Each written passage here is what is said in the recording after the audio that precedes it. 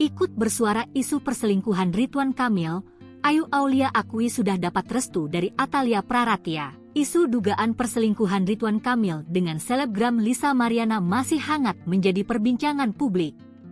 Di tengah isu perselingkuhan itu, Ridwan Kamil justru mendapat dukungan dari Ayu Aulia. Wanita yang dikenal sebagai model itu diketahui orang yang paling depan membela Ridwan Kamil terkait tudingan selingkuh dengan Lisa Mariana. Sebelumnya, Ayu Aulia mengaku memang kenal dengan Lisa Mariana.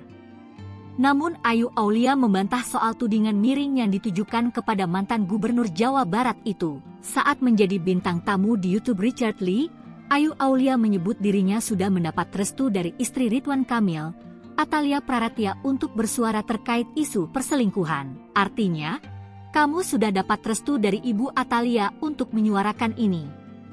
Tanya Richard Lee. Iya, betul, jawab Ayu Aulia, dikutip dari YouTube Dr. Richard Lee Mars, Minggu, 13 April 2025. Kemudian, Richard Lee kembali bertanya apakah Ayu Aulia dibayar untuk membantah tudingan dari Lisa Mariana.